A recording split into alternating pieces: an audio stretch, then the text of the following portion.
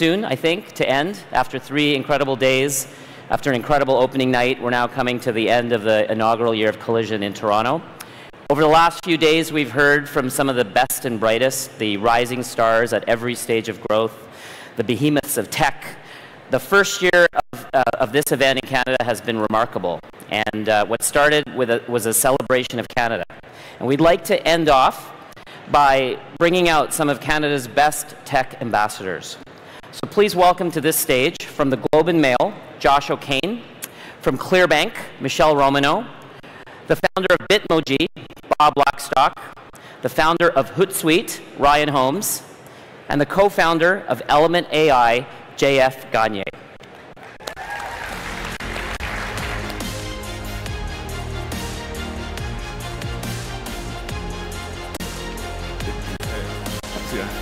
Thank you. Thank you.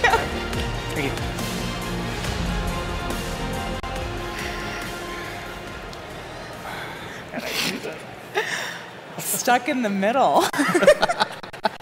There's a song about that, I think. Yeah, there sure is. So thanks so much, everybody, for joining me. This is, I believe, the last session of the week. So thank all of you guys for joining us, and I hope you enjoy seeing some sunlight after this. This has been a great first year in Toronto for Collision. I know we're going to probably get at least another couple years. Who knows? Maybe a couple dozen. So congratulations as well to the founders and organizers of Collision. This has been a great conference. I want to start, because this is the inaugural Toronto Collision, I want to talk about Toronto and Canada in particular, because I know we've got some regionalism on the stage. Shout out Ryan. What about Toronto or Canada has helped you get where you are today that you think may not have been the case if you were living anywhere else, tech-wise? I'm sorry, I'm having trouble hearing the questions. Is there more, can we make sound on the stage? Sorry, and the question was... You want to just turn this off and yell at you? No. Yeah. How's Toronto? I'm going to lean in here. Yeah. What is it about Canada? Is there anything about Canada that has helped you get where you are today that you might not have had somewhere else if you were based there starting a business? Oh, yeah, absolutely. I mean, if I flip back to... We just turned 10 years old this last fall, which was... Congratulations. Thank you very much, Michele. And whoever clapped over there, the one person, thank you. We just turned 10 years old this fall, and when I was pitching, for us in 2008-9, I got a lot of questions. I ended up in the Valley. I wasn't finding, VC capital locally in BC and in Canada, so I went south of the border, and did get the question about, am I going to move the team down? Or are we going to reload to the Valley? And there were so many positives for me. We had a functioning team. We had a good community. Some of the economic offsets like Shred, etc. Less competition for talent at the time. And so I told the backers and people I was pitching that I was really passionate about doing this in Canada. A lot of people opted out at that point. And there were a few that believed that was possible. And it's hard to believe today because, I think anybody that is out there fundraising today, that's not even a consideration. If you want to start in Canada, if you want to start anywhere in the world, it is really, I think, seen as a potential positive and in most cases and for most VCs. So I think the market and mindset and psychology has changed in a big and positive way. Cool. JF, how about Canada or Montreal in your case? No, for sure. I mean, I've been for 20 years in this space, so that's Element AI is my third startup, and I had to bootstrap the first two. And I'm from Montreal, was really proud to be from there, and wanted to build my business from there. And it was not even a thought in my head that I would go and raise money, so I just went the hard way the first 2 times. Now, I mean, this time around is dramatically different. I mean, for sure, I mean, giving the perspective, we're doing artificial intelligence. We're in one of the best hubs in the world to do it. There was no question about us being anywhere else than, in Montreal, and we also have a presence in Toronto. Okay. So I think that from that angle on my side, that was pretty straightforward. Awesome. Thanks, Jeff. And Michele? Yeah, I mean, Toronto really built my tech career, and I'm super grateful, but it actually has gone through an enormous amount of changes since I first started. I mean, when I started in this ecosystem, there was no early stage accelerators, there was no early stage funds, capital capital was really hard to come by. And in a decade, we have solved a remarkable amount of those problems. And I think my best testament of that is, I ended up selling a company to Groupon, was in Chicago, and then actually started Clearbank in San Francisco, and we moved back to Toronto at 10 people to scale up here. And I think it's really, because it's totally changed. I think we have extraordinary talent here. We have a really strong economic advantage. I mean, when you have Canadian costs and you have US customers, you're actually winning on both sides of that equation. And so we've now scaled up our team really substantially here, are incredibly proud to be in Toronto. And I think we're solving all of the things we need to do to continue to rise as another tech superpower. Cool. And how about you, Bob?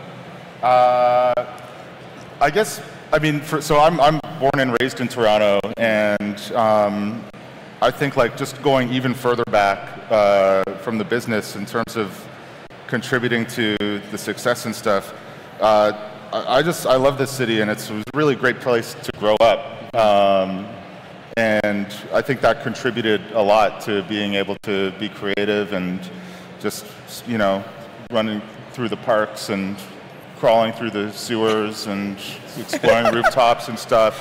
Felt really safe the whole time. Did that inspire Bitmoji? Well, we were trying to pretend to be Teenage Mutant Ninja Turtles, and that kind of put us into cartoon mentality, so it definitely helped. And it's like a really creative city, not just in terms of tech, but in terms of art and entertainment and media. There's a lot of really cool stuff going on. From my perspective, Toronto is a huge animation hub, so there's a lot of amazing talent in terms of artists and musicians and actors. So it's one of the biggest cities in North America, and there's so much stuff going on. And if you're doing stuff that pulls all those things together, it's a great place to be. I'd love to know how your view of how the market here has changed over the last, say, 5 or 10 years. I mean, even in the last year and a half, 2 years, if you look at how much confidence people have in Canadian innovation, rounds that we used to consider Series A rounds, a couple $1 million, are now seed rounds. People are pouring money into Canadian companies. And I'm curious, how you folks have seen the Canadian innovation landscape change over the last 5, 10 years.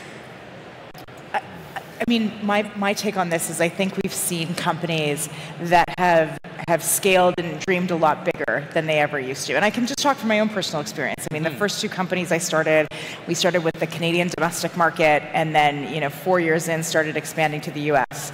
And my big learning from there was it was just as much work, but I was dealing with a market that was 10 times the size. And so with Clearbank, our first market was actually the US, then we came to Canada, and then the UK. And I think that it's this paradigm shift of I don't want to build something at home. I'm not interested in building, another one of the Canadian oligopolies. I want to build a global company from Canada. I think we've seen the ecosystem getting more and more mature.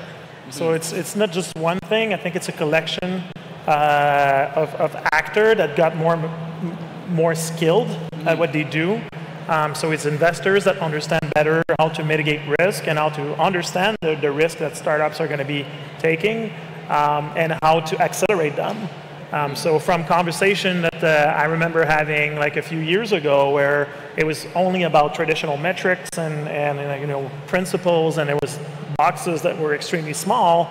I think now the offering out there to support the growth of companies, the investment community, but also all the support you get from the overall ecosystem has changed dramatically. So as a founder, I'm going to go through my Series A to Series B, and then I have tons of other founders that have done it before and are now around me that I have access to, that I can connect in events like Collision, but and tons of other more local events that were just nowhere to be seen 3-4 years ago. So that's been changing across Canada, I think, not just Toronto or just Montreal. I think across the whole country. I think this is the single best time as an entrepreneur to be fundraising in this country. You take the competition that's happening in the Valley, so VCs are looking further abroad, further afield, and then within Canada nationally, more aggressive venture and more aggressive venture funding. is all adds up to a great thing for entrepreneurs, and it is the best time it has ever been. And you know, not to lament, 10 years ago it was tumbleweeds in this country. So anybody out there fundraising right now, like, congratulations to you. This is a fantastic time, in my opinion. Okay. You know, sorry, Bob. That's exciting to hear. It's been like 5 years since we did the money dance, and we've been living in a cave since then. And I know that back then it was really tough because it was very conservative thinking about stuff. And you know, we met all the VCs here, and then we went to Silicon Valley, and out there, like here, it was like, what were your revenues last year? Yeah. And out there, like they don't even. It's like, how big can this get? And it's exciting to think that, you know, we're coming around and thinking bigger about stuff. Yeah, I mean, even if you take the capital south of the border, like you may find a love match with capital here, but you may take capital south of the border. I think that the anxiety that investors south of the border may have had around you building a startup in Canada is now gone. I think that it can be and should be perceived as a competitive advantage. Yeah. I mean, maybe it's the news reporter in me to be cynical a little bit, but I'm curious if, you know, is there anything that you guys think needs to change in Canada to foster even more entrepreneurial success? Do we have any roadblocks that are coming up that you guys are thinking of? I think the thing that is still very hard and then here, like, depends on the industry, but if I have to complain, certain industry in Canada are not necessarily the first one to innovate, which means that often your first customers are not going to be from your local city. They actually need to go elsewhere or go global from the start, which, you know, increase the level of risk you need to take, and then increase the amount of resources you need to consume. So depending on what market, again, if you're doing something consumer-oriented or if you're doing B2B. So compared to the US, where often your first customers may be just across the street from you. So that's still something that we need to build a better culture. I think now there's a critical mass of very interesting companies that are here innovating. And I think that the more established organizations have to learn to interface better and engage more with the innovative community. Yeah. So it makes they're going to benefit from it, but it makes the whole thing go faster. Canadians are too humble. There are companies in California that make so much noise about what they're doing when they're doing nothing of interest. And you have people here doing really cool stuff, and they're like, oh, but we're Canadian, we're not going to. So, I don't know. And that's the reporting too. Yeah.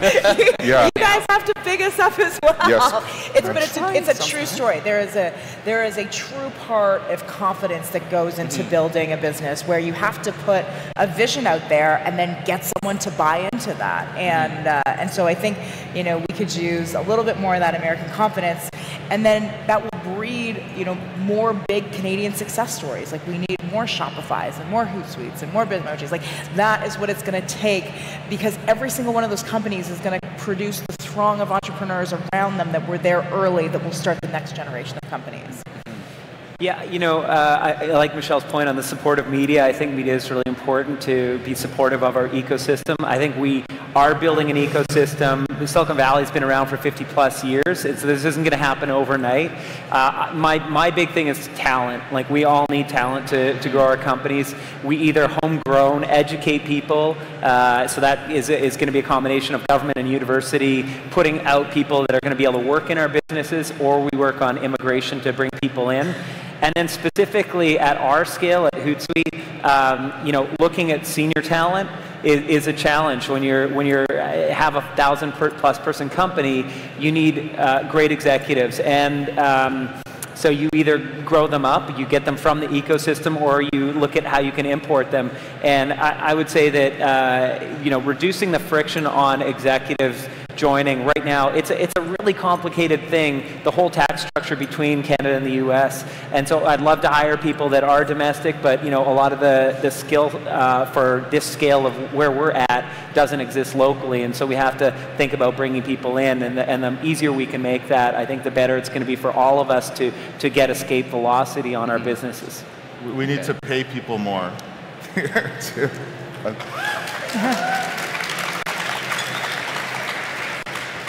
Well, listen, we've only got a few minutes left, unfortunately. We're facing an audience filled with entrepreneurs.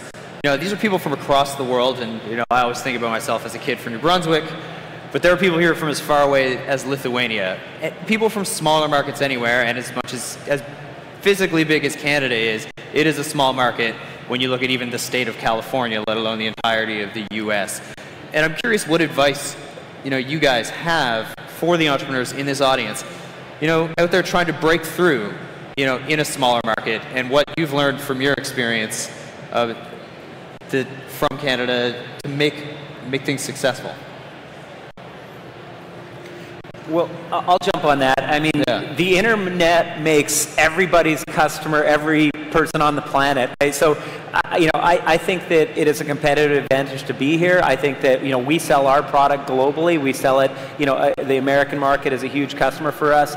We never focused on the Canadian market out of the gates. We focused on a global market, and I would encourage people just to think in that way. And to that extent, it's a great place for us to all be doing business. I mean, I would say, like, for every small market and for every person that underestimates you, I've always used that as my strength. And people have underestimated me my whole career, and I think that has been an incredible blessing, because it must be really hard to be Elon Musk, where everyone has enormous expectations of you. And I think this applies to being a founder or a country. But when you flip your own perspective and view that as a strength, I think you can find a lot of really crazy opportunity that most people can't. Have you ever considered going on TV to give advice to entrepreneurs? Never. I think Thursday nights, you guys can all watch. You should, if you're looking at starting in a small market, just think about it like a fractal. Like, you find a pattern that works, and then you got to do the small version of that before you even try to do the big version of that, to find out if it's going to work. And if it isn't going to work, maybe you need to go even smaller. All right. Any final thoughts, Jeff? I mean, I don't want to repeat. I agree with what was said. I think focus is what matters, and then think globally. I think that's the motto. All right. So we've got about a minute and a half left. What is the favorite thing you learned at Collision this year? I did not prepare you for this because I ran met out up of with questions. some young entrepreneurs, Jen, what's the name of the program? Tell me. The Knowledge Society. I met up with awesome some, program. and they're not quite entrepreneurs, but some young folks from the Knowledge Society today, and that was my absolute highlight, was talking to these 12 to 14-year-olds that are focused on moonshots. They're talking about longevity, and they're talking about blockchain, crypto. Like, 12 years old? What are you kidding me? So that was a highlight. We did a little scrum and talked about. So I gave them a few tips on things. That was fun. My favorite part of this is sharing Toronto. The number of people that have come up to me saying, I've never been to Toronto, I haven't been to Toronto for 15 years. Like, Toronto is having a moment. We are so happy you are all here with us. And please come back next year. All right. And with that, I guess we're going to be wrapping up. Thank you so much to everyone here on stage, Ryan, JF, Michele, and Ba. Thank you so much to Collision, and thanks so much for everyone for coming out here today. Please go home and enjoy Toronto if you're new to here, and hopefully we'll see you back next year, and the year after that, and the year after that, and the year after that. Thank you. All right, thank you. Hey, buddy. How you doing? Good to see you. So I just want to say huge, just an incredible thank you to Sunil for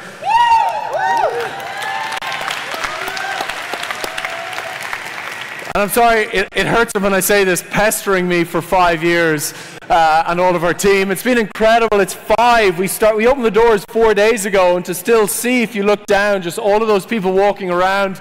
To have Ryan here on stage, he was the first Canadian entrepreneur I ever met in my life. He flew all the way to Dublin, and I knew nothing of Canadians, but he was just so weirdly nice. It was suspicious. I didn't understand it. My mother had always warned me of nice men with beards. Anyway, thank you so much. I'd love Sunil to say a few. My mic turned on here, but this event, I mean, it's obviously next level, but you have to understand, this is no small operation, and this is the most world-class team I've ever encountered. I've made a few trips to Dublin. There are 250 people that work in the Web Summit organization in cities like Dublin, Lisbon, Hong Kong, and now Toronto. They are the most professional group of people I've ever seen. The way that they put on this event flawlessly, the stages are first class, everything is just incredible. We're lucky to have this here now. We've got a run for Collision for 2 more years, June of next year. Can't wait to see you back here. Huge shout out to Toronto. I think this is the biggest event that we've ever had in the history of the tech industry in this country, and there's more to come. All right, guys. See you all next year. Bye-bye. That's great, man. Hey, buddy. How are you doing, man? It's true. Great to see you.